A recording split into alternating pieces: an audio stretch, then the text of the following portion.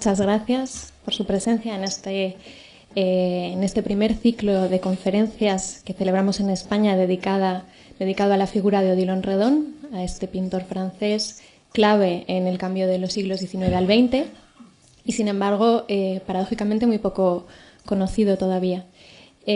Como nos decía Iñaki, para esta primera sesión tenemos el placer de contar con la presencia del asesor científico de nuestra exposición y uno de los mayores expertos a nivel internacional en la obra de Redon, que es Leeman. Su amplia experiencia profesional abarca la investigación y la docencia universitaria en la Universidad de Groningen y la organización de exposiciones durante muchísimos años. Durante más de una década ha sido conservador jefe del Van Gogh Museum de Ámsterdam y entre sus líneas de investigación destacan las dedicadas a Redon, a Van Gogh, Cézanne, Mondrian y a Émile Bernard, sobre el que está organizando una muy importante exposición que se inaugurará en 2013. Pues sin más, muchas gracias, Fred, por tu presencia y empezamos cuando quieras. Thank you. Ladies and gentlemen, excuse me for speaking English because my Spanish is really, I wouldn't tease you with that. It is a great honor for me to speak at the occasion of the first comprehensive exhibition of Odilon Redon in Spain. It was a great pleasure to collaborate with Mr. Jiménez Burillo of the Fundación MAPFRE and with his collaborators, above all with Idoia Murga Castro, who contributed in an important way to the catalogue on Redon and Spain. Since the first Redon exhibition, I helped to realize in the Van Gogh Museum and in the Art Institute in Chicago, Redon has continued to haunt me. But it was not the first time that I was confronted with Odilon Redon. And if you allow me, I go back to when I was like 7, 8 years old. As a small boy, I used to slip out of bed very early in the morning, at 6:30, to read in the encyclopedia from 1 to 25 volume. And when I arrived at the S, there was one of the few color plates. And this color plate was really remarkable. It was under the head of Symbolism, and it showed an image that I did not understand as a small boy. What does it mean? The Cyclops, was written underneath. Art could be frightening.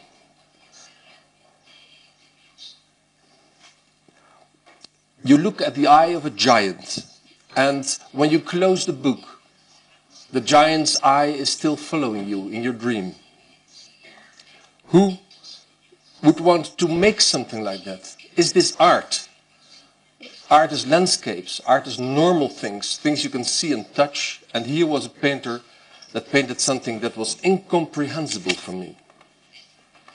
Of course, now I know better.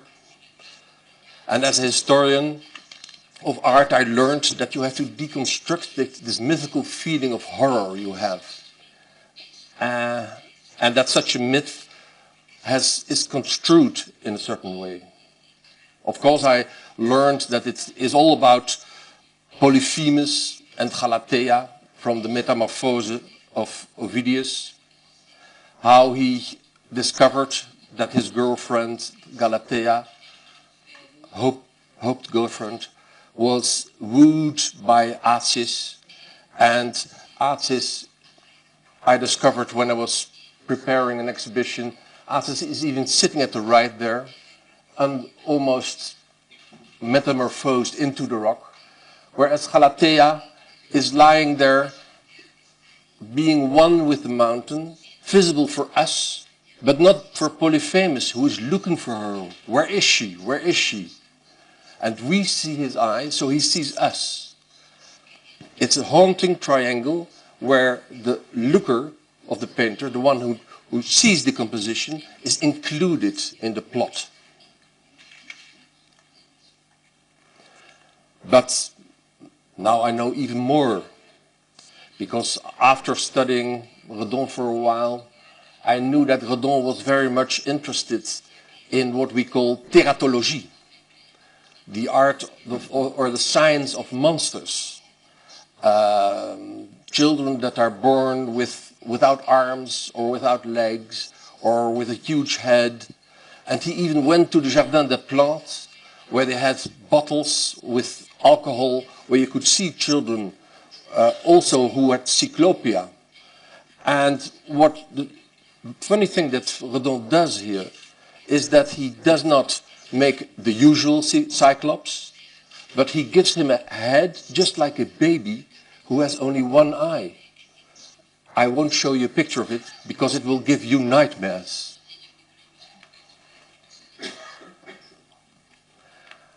So he was interested in science, Redon, and he was interested in mythology. And this interest appeared also from a print that is hanging on this exhibition of Les Origines. Les Origines is a series of lithographs dedicated to the imaginary evolution of life on Earth.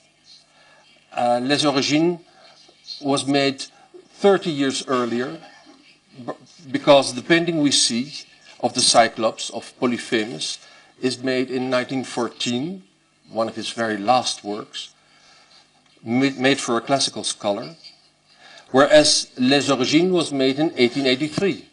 So there is a continuous interest in Redon's oeuvre for what he called le polype difforme qui flottait sur les rivages, sorte de cyclope souriant et hideux.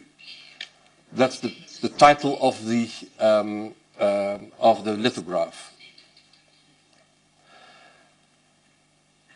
The older painting, and then we go again a step further, has been reworked, because originally, if you look closely at the painting, it is a normal landscape with rocks and a blue sky, and it seems as if the figure of Polyphemus and all the pearl-like colors over the rocks and the body of Galatea are added on that landscape. So he reworked the painting. And if you go to the exhibition here, you will see many instances of that procedure. For instance, when there's a flight to Egypt that you can see in the room, you see the Holy Family under a huge tree, which was originally was a normal landscape painting. So Redon becomes a very complicated artist. He piles layer upon layer of signification, and you have really to deconstruct it, to peel all those layers off in order to understand it a little. What kind of man was he? One of the special things about this exhibition, and I will not stop pointing it out, is that you are being presented a lot of works of Redon that have never before been shown in public. One of them is the beautiful drawing, Sanguine, that we see at the right of Redon around 1910, when he was already an old man. And I confront this with a youthful self-portrait at the beginning of the exhibition in 1865.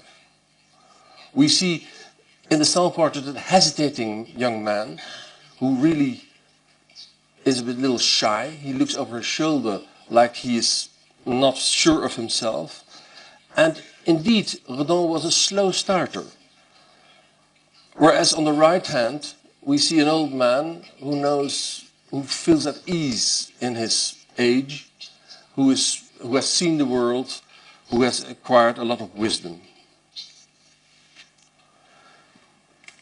A slow starter he was, Redon. In 1881, when he got his first one-man exhibition in the editorial office of the magazine La Vie Moderne in Paris, Redon was already 41 years old. First exhibition. His artistic career until 1881 had been a marginal phenomenon in the Parisian art world. He came from Bordeaux, where his father, who had earned a fortune in Louisiana, the French-speaking part of the United States, had bought a wine estate, Perlebade, which is on the edge of the Médoc. Redon describes himself in those days as a weak and sickly child. This is a euphemistic designation of an epileptic disease that would control his life until the age of 10. While his parents were living in Bordeaux, young Odilon was growing up in isolation. Apparently, having an epileptic child was something shameful in those days, so they put him away in Perlebade, and his parents lived in Bordeaux. After he had undertaken several pilgrimages with his mother to a Mary sanctuary in Verdelais, his epileptic attacks suddenly stopped coming. Both his illness and his stay in isolation in the countryside were factors of great influence on Redon. Only after he was cured, he began to receive an education, 10 years old. He could not read and write before. And soon he showed a great predilection for drawing.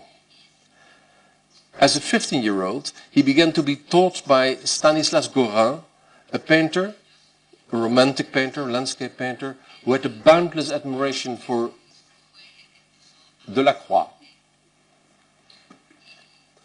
Gorin told him, truly romantic, never to draw one line without feeling and without thought. From 1857 onwards, he received also lessons in architectural design, but in 1862, he failed to pass the admission exam for the architectural studies at the École des Beaux-Arts. Between brackets, his younger brother Gaston Redon would become a very successful architect. He won the Prix de Rome, and he was the architect of the Musée des Arts Décoratifs in Paris. And his elder brother Ernest became a musician. The architectural elements in Redon's work and his penchant for geometric forms like balls and cylinders can be related to this architectural training. I show you here one of the works that made a very deep impression on the youthful Redon, like Gorin, admirer of Delacroix. That was the ceiling painting of the Salon d'Apollo in the Louvre, where we see the Chariot of Apollo, who, in a burst of light, chases away the bad influence of the earth. The horrors of the night are being chased away by the coming daylight. And Odilon even made a copy of that painting, that he simplified, of course, because it was not so big, and reduced to the language by color alone that Delacroix knew how to apply so well, to express emotion by pure color. He returned to Bordeaux after his study in Paris and started to draw seriously, copying antiques. And in 1857, he met a remarkable scientist in Bordeaux who would become his mentor and his shining example, Armand Claveau. Claveau's specialty were the evolutionary boundaries between vegetative and animate life, and the hot item in biology at that time was, of course, the theory of evolution. And he published a lot about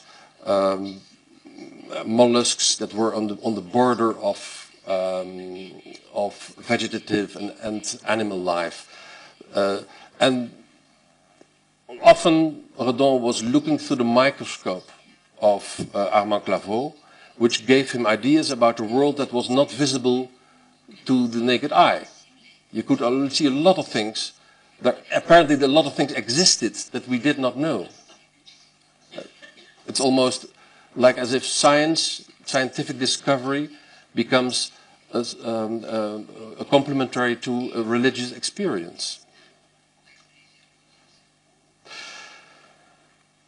Claveau was also a highly cultivated man, and he confronted the young Odilon Redon with Baudelaire, Fleur du Mal, as soon as they appeared, and also with Baudelaire's translations of Edgar Allan Poe.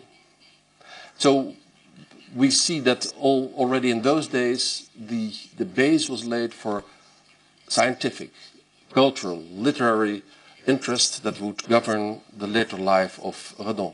Also Flaubert was one of his great interests. The Tentation de Saint-Antoine was a work to which he dedicated 3 series of lithographs, because he could show in those lithographs not a evolution with scientific pretenses, but an artistic view on how the evolution had taken place in history.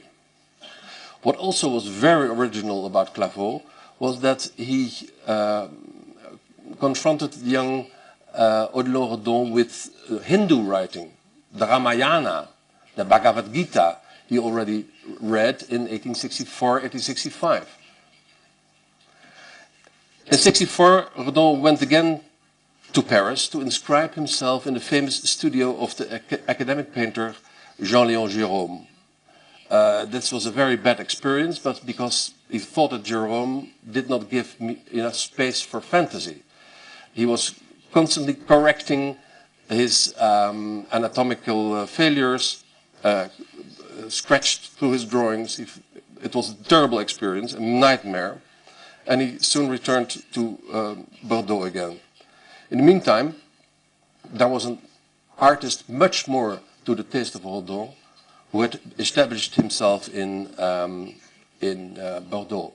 It was a bohemian in the true sense of the word, an inventor, artist, who devised all kinds of new graphic procedures.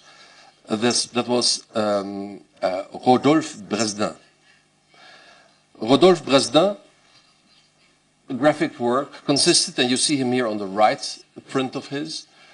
He printed etchings on lithographic stone and back, very complicated procedures. Bresdin graphic work consists of romantic fantasy landscapes, always drawn from the imagination, with rugged rocks and menacing clouds, in which tiny figures merged, engaged in battles and whatever. Redon helped Bresdin with his etching, and soon began to work in his style, as you can see on the left. He even called himself, when he exhibited a little work in Bordeaux, élève de Bresdin. Bresdin's boundless admiration for Dürer and Rembrandt proved to be contagious. Redon always had a reproduction of Dürer's Melancholia I in his studio.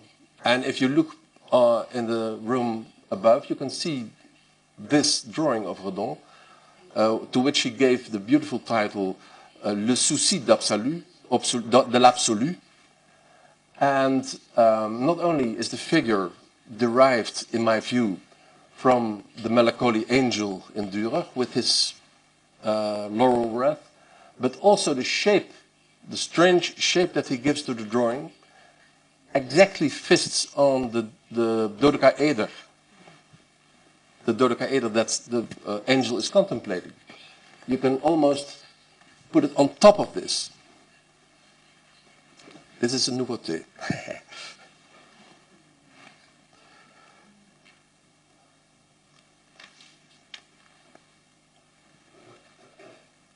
This drawing that you can see upstairs, called La Vieillesse, represents the old Bresdin, although he was only 45, but he looks very old.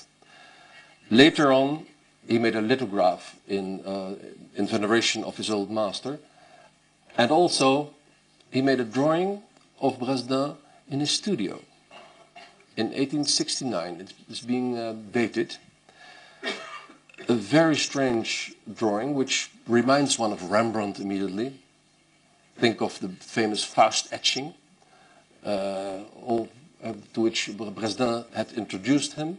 We see the old Dresden sitting behind volumes of old books, and the candle that has been burning is extinguished. So apparently he has been studying all night. The morning light is coming through the window, but he cannot look outside. And you could almost say it's programmatic, because Dresden worked completely from imagination. He didn't study. Redon says as soon as he was trying to draw a horse, everything went wrong. But when he had a leaf of paper, he could easily draw a horse. But when he saw a horse, he couldn't draw it. So it's almost a criticism of his master that he only works from imagination, whereas Redon always strove for a combination of what you see and what you know. That's why you see so many nature studies in this exhibition.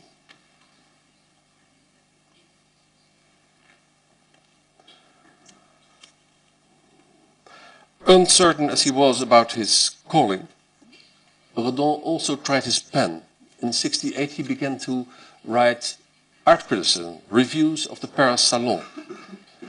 He saw the first landscapes of Monet, of Jonkind. Impressionism did not exist yet, but they were realist landscapes. He saw that they were important, but he found that kind of art, that realist art, too limited, because it left too little space again for fantasy. Later he would say, l'impressionnisme est trop bas de plafond. The Franco-Prussian War of 1871 was remarkably enough a cleaning, healthy and positive experience for Redon. He fought bravely in the Battle of Tours and discovered a capacity for survival that had remained hidden in normal life. After the war, he established himself in Paris and lived from the modest yield of the family estate. Mainly when he was in Bordeaux again, he drew a lot with charcoal. Primitive people like fallen angels, demons. You see here a work in the exhibition Anges et Démons, dating from 1877, where you see a normal landscape that you could see in Les Landes, the region around Père-le-Bade, his estate. Huge trees, elm trees, and he populated these normal views of nature with figures of fantasy. An angel and a demon, always the good and the bad. In Paris, he landed in a coterie where idealism and veneration for the Italian Renaissance reigned. It was the salon of Madame Berthe de Ressac. He came to know a lot of famous people there, like the composer Ernest Chausson, with whom he played string quartet. He was a rather good violin player. And he would remain close friend with Chausson. When Chausson died, I think in 1992 already, very early, he decorated the salon for his widow. The painter Fantin-Latour, Henri Fantin-Latour, the very well-known still-life painter, also belonged to this circle. And he was the one who taught Redon how to use lithographs with transfer paper, which gave him the opportunity to reproduce his drawings. Because when you make one drawing every month, you won't come very far with your art. And he, as he says, he just started to make lithographs because he wanted to reproduce the drawings. Until that moment, his work had only been known in a very small circle. Sometimes he had exhibited drawings in large exhibitions, but they were hardly noticed. And lithography gave him, so to speak, a marketing opportunity. Dans le Rêve appeared, which you can see completely upstairs, with its programmatic title, In Dream. And we must realize that this is before symbolism even existed in literature, because we are talking about 1879 now. So it's almost programmatic that he see his éclosion, that's the name of the title of the print that he writes, his germination as a human being, as an evolutionary process, because he's enclosed in in cell-like structure, and it opens up. So he sees a new world, the world of fantasy.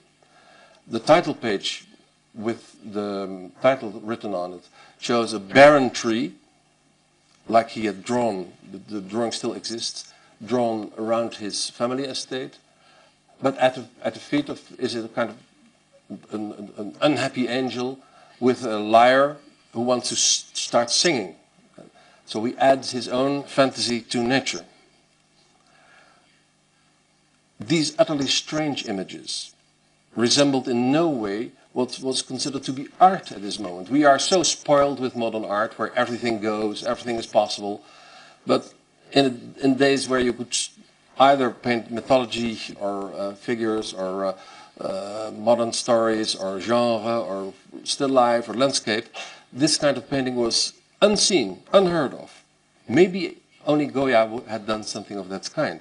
There was always a little bit more freedom in the graphic arts.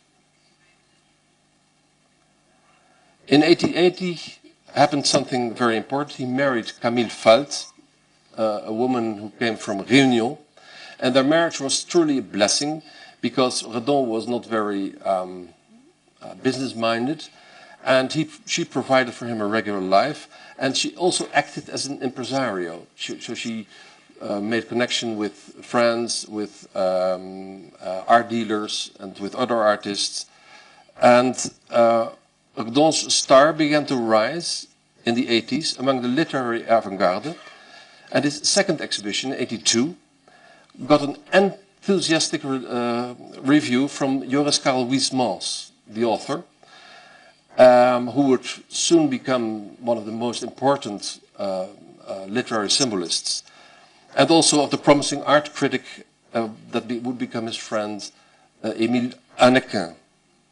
Redon produced more lithographic albums, now provided with suggestive inscriptions, and some of the drawings appear suddenly in books of Huysmans. They are being described there. Arabour, one of the main books of the symbolist movement in '84,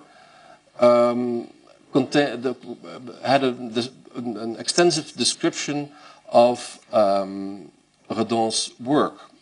He is hailed by these writers as a literary artist par excellence. And he began not to like this.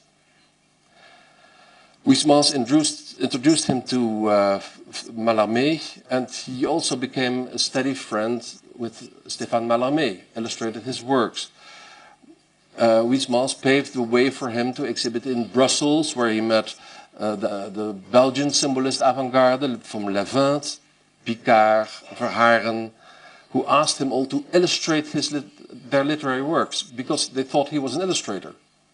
Whereas his opinion was that he made works of art that were independent of any texts. The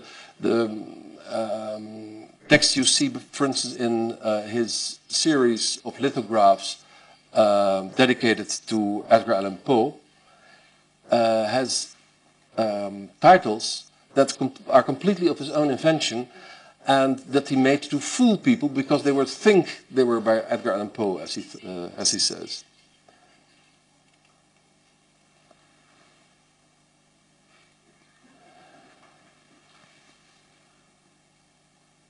Just to a quotation from Redon to make clear what he wanted to do. He wanted to make a combination of different elements, forms that are changed, transformed, without any reference to everyday reality, but still with a certain logic. So he would create a logic in his work of his own. He would not subject himself to literary text or to nature only.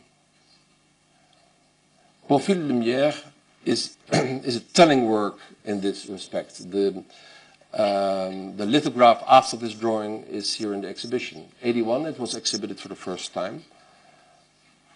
But it also figured in the 8th Impressionist exhibition, the last Impressionist exhibition, where you could also see Seurat et la Grande Jatte, the main work of Neo Impressionism. What did they see in Redon? Because Redon was completely different, and what was impressionist about him? Maybe it forces us to revise a little our idea of what impressionism was. Because Redon obviously had a lot to do with classical examples like Piero della Francesca, the Queen of Sheba here, and also with Rembrandt. This was a Rembrandt he knew, Rembrandt's mother reading the Bible, and then you suddenly realize that this strange light that is shining from out of nowhere in her face is not a natural light like the Impressionists used, but it's a light that indicates a spiritual enlightenment, so to speak. He speaks about Rembrandt's clair-obscur as Rembrandt explains la vie morale des ombres, the moral life of shadow and light. And that's what you see in the painting of his mother reading the Bible. It's the light reflects on the Holy Book, and her face becomes illuminated by the reflection. So it's not only the natural light, it's the spiritual light that falls on her face. In Redon's Profil de Lumière, there's no book anymore. It's just light coming to her face that's enlightened.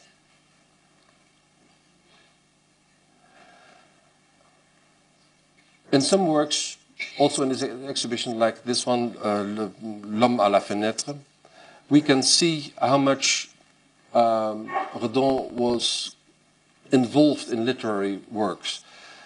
In his, he describes this as the dessin à la Goya. And we see a man who is glued to a window pane, and he looks from outside, he looks inside, and he has his fingers against his mouth. And it was, we know now that it was made in 1878. A very strange and dark drawing. But he made it for Picard, the Belgian writer that I already mentioned, who had written a book called Le Juré, very much influenced by Edgar Allan Poe. And now we come to the hard scientific core of this exhibition, because how do we know all these things? Until very recently, it was impossible to say, well, this drawing is made in 1878. That is, say now with much ease. Or this is called Homme à la Fenêtre, dessin à la Goya. The core of the scientific existence of this exhibition is in the publication of the Livre de Raison of Redon. Until now, if you look at the 4 big volumes of the Wildenstein catalog, there are a lot of inventions there. They don't dare to give dates to the works, because Redon almost never dated his work. And the titles he didn't give as well. You had to guess what it meant.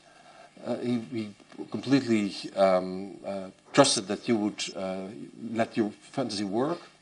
But we know now from his Livre de Raison, which contains a catalogue of all the prints that he made, of the works that he made before 1870 and until 1895, mainly the noirs, as he called his drawings, and all the works he sold from 1873 to 1910, and also a list of noirs in the order in which they were sold, all with title, people to whom he sold it, date when they were made, etc.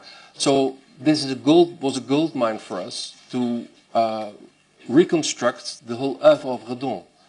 Until now, nobody had or had only a vague idea of his chronology, and now we know when a work was made, what he what title he gave to it, and to whom it was sold, which is also very interesting. So you can see his world of collectors around him.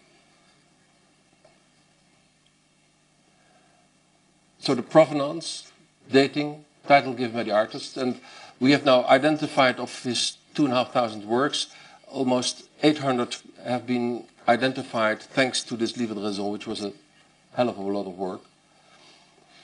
That's why I can easily say, oh, this drawing was made in 1878, because it's designated as such in this list of his noirs, and that it was sold to Picard.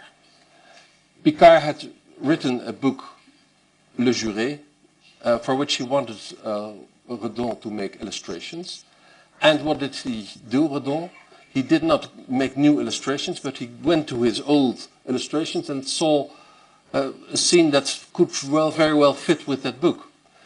Originally, according to me, he had made this as an illustration or inspired by a story of Edgar Allan Poe.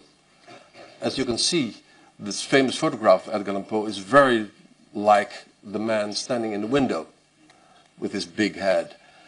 But in the book of Picard, there is a man who has remorse because he has helped to convict an innocent man, and this because he feels he's a traitor, the specter of this man who was innocent but nevertheless condemned to death began to haunt him, tap on his window, come in trees, etc. So, and there's a story of Edgar Allan Poe where a man is sitting at a window looking at the people passing by, fixed on the crowd for which the drawing was originally made. And now this drawing was reused for that new book of Picard, which I think is very funny because it gives an idea. And he even gave an alternative to Picard, because Picard says in his book, well, this specter of a man came in the corner of the window, almost like a Gothic figure, a crouching Gothic figure. So he makes also a literal version of this passage. Another example of what went wrong is this one. This drawing that we can see upstairs was originally called La Folie or Mephisto, but now we know that there was a drawing called Le Barrique d'Amontillade in his chronology of his noirs, which was sold to Vollard, etc., etc. So and then you think, well, there is the Cask of Amontillado is a story of Edgar Allan Poe about a man who takes revenge on somebody he hates. It's not clear. During Carnival, that's why he has this strange hat on. And then they go to a cellar and he says, oh, there's an excellent fest of Barrique d'Amontillado is there, and you can drink there. And when he goes down, he pushes him into a part of the cellar and chains him to the wall and builds a wall to close him in. And there, he tells his story 50 years later. So there's nothing to be found of this man anymore, of course. And here we see the fool that let himself be led downstairs in the cellar. Redon hated the word illustration, and he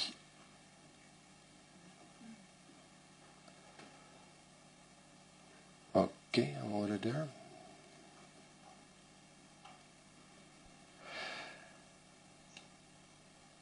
After he was embraced by the literati, he tried to escape from them, and in the 90s. He was more or less enticed by mystical and occult movements who saw in Redon also their forerunner. Again, like with the literati, Redon is not untouched by the interest he races with these people, but he constantly tries to remain aloof, to stress his independence. And just before 1890, there were dramatic events that contributed to a volte-face in his oeuvre. Their first son, Jean, died in 1886, soon after he was born. Émile Hennequin, the critic who was a great friend, drowned in 1888 in the Seine before his eyes. And Armand Claveau, the botanist from Bordeaux, shot himself in 1890.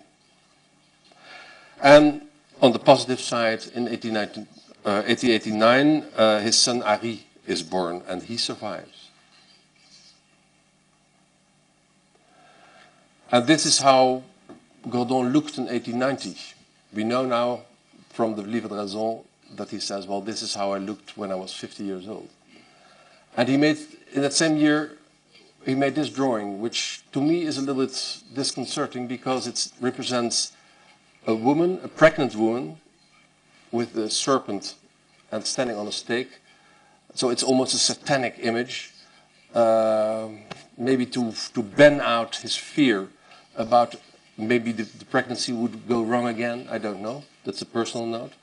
But it is a satanic image which more or less caters to the popularity of Satanism and occult movements in those days. And the complete counterpart, he's always extreme in the bad things, but also extreme in the peaceful and beautiful things. On the complete other side, he makes the work that has maybe become his most famous, Jeu clos.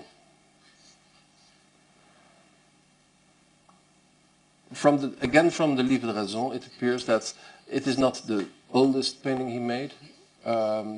This one is earlier. It's now in the Van Gogh Museum, and he sold it in 1889 to Theo van Gogh, the brother of Vincent.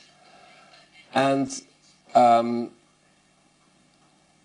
there's also a lithograph of this same composition, which has been perhaps the first in the row.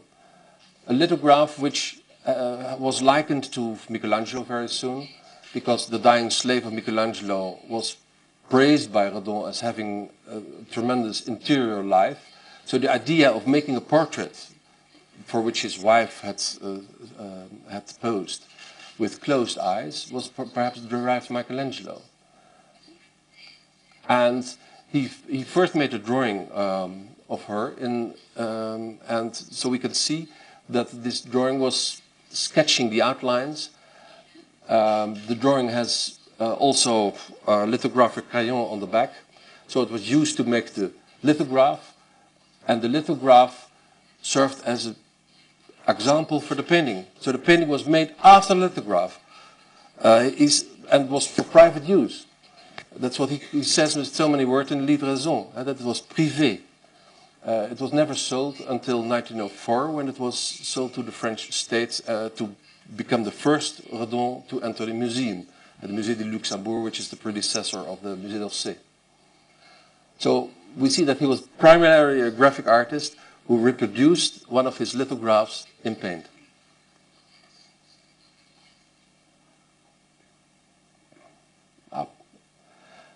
Again, in the same year, he makes a very disconcerting image.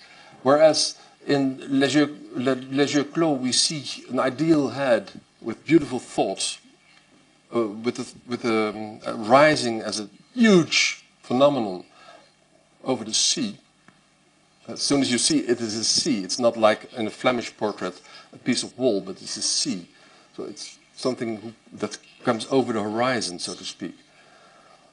On the other hand, at the same time, he translates one of his noirs in paint, also a work that has never been exhibited before, and it's called L'esprit pervers sur les eaux, the pervert spirit over the water, which is almost, again, a satanic allusion to Genesis, the spirit that goes over the waters during the creation. But so evil was present at the creation as well. Oh yeah, I wanted to add just the photograph how I found it with the collector. It's also very nice because it has the original frame. It comes directly from Redon, like that. And here you can compare this painting with one of the drawings upstairs with the same kind of winged evil spirits. Another work which is new in this exhibition, and which shows that he goes more towards calm religious work, is the, as he calls it, Femme au pied d'un crucifié, women at the foot of a crucified. It's not the crucifixion, but he makes it more general, to make it more less specific Christian. But it's clear that he was inspired by the famous Mantegna crucifixion in the Louvre, where you see it's the same kind of cross that is foreshortened, and the women that comfort each other at the foot of the cross. At this point, around 1900, Odilon Redon had become a central figure in the Parisian art scene, because he made calmer works with great coloristic qualities. He could become the grand old man for the Nabis, painters that are here gathered in the shop of Ambroise Vollard, the art dealer. It's called officially Hommage à Cézanne, but Cézanne was not there. He was in the south. So he was represented by a painting. But at the left we see Redon, and what he's doing, Redon, is he's cleaning his glasses, which means that he gives a clear vision to everybody. The Nabis had the pretense of making spiritually inspired painting as well, and they saw in the elderly Redon their great example. And they very well should, because Vuillard was making decorations at the same time, and Redon was a great example for them. Also, the flower pieces that he made at that time, this one is very late, 1912, were of an intensity of color that was very much admired by, even by people like Matisse later and by Bonnard. And this is another work of those days where you see that Redon had really found his place in the art world. It is a small painting, beautiful painting, dedicated to the wife of his Dutch collector, Madame Bonger. This speech, which is painted, well, you can see it upstairs with exquisite colors, with purple shadows and so on, bears a small dedication, and it's still in its original frame. So you see it as it was given. And it is indicative for the world that Redon had created around himself of collectors, so that he was financially more at ease. Because at the same time, Vollard, who is standing so nicely between all the artists in the other painting, had bought 120 of his noirs, because his... is it time?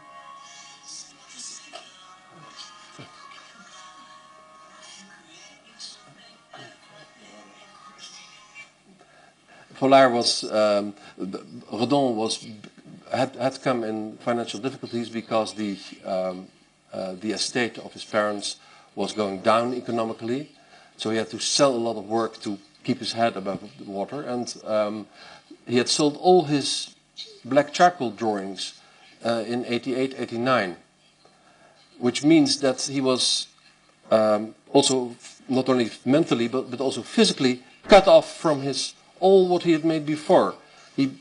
That's why you see two Redons.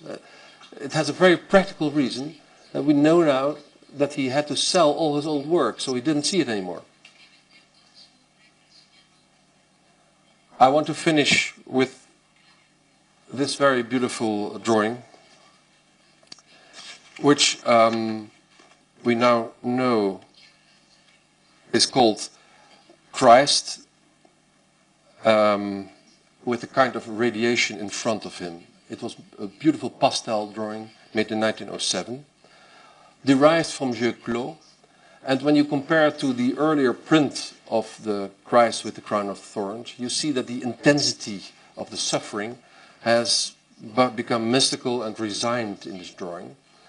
And the crown of thorns has almost become the black radiation that emanates from his body. It's the acceptance of suffering. Passion becomes meditation.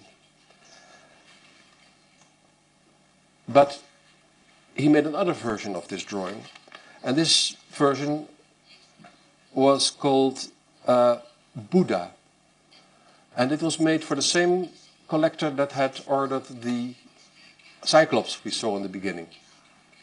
It's Buddha, who has also a Sacred Heart and a lotus flower that emanates from the blackness there.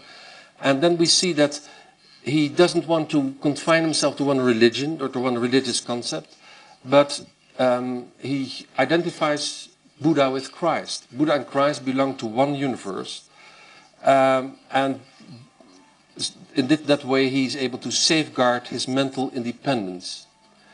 He is not precise in his signification, and one of his neighbors was Édouard Churé.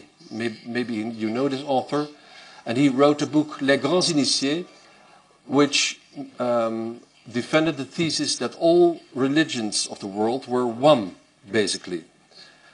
And he even had a dedicated copy of this book. And Churé writes about Jesus that all impressions from the world dwindled when confronted with the sovereign truth, inescapable of his inner world. This truth unfolded in the depth of his self as a luminous flower that emanates from dark waters. I think that he must have had this passage of the book of Churé, his neighbor, in his head when he was drawing this luminous flower that comes from the Buddha Christ. So Buddha and Christ fuse to one holy person. And so we see that the struggle between good and bad, between light and dark, the victory of light over dark, the full daylight opposed to the horrors of night and its darkness, and as the joy we experience when we feel better after having been terrified. That's how he describes the original of Delacroix. That theme of how to contain your fear, your terror, that we see so clearly in his early work, dictates his last work, where we see a kind of resignation and the victory of light. And that's why it's so very apt that the beautiful Chariot of Apollo, which is a late descendant from Delacroix's ceiling painting that he copied, is at the end of this exhibition. So truly, this exhibition is a victory of light over darkness. Only when the First World War broke out, his son Henri was enlisted in the Armée de l'Air, in the Air Force. Air Force consisted of balloons in those days. And there's a letter of Odilon Redon writing to his son, I, who was so obsessed with balloons, is it not ironic that you are now in a balloon? He was, of course, he was terrified as a father that he would be shot down, but he would never know the outcome of the war because Redon died in 1916. So he didn't know that Henri would indeed survive. That's what I want to say.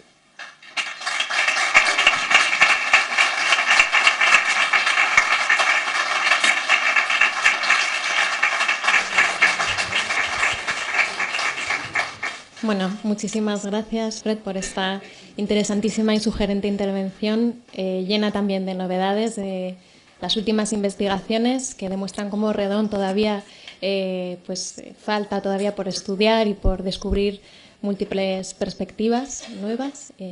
Así que muchísimas gracias. Y mañana continuamos este ciclo con la intervención de Francisco Calvo Serraller, que nos hablará sobre la mirada desorbitada. Muchas gracias.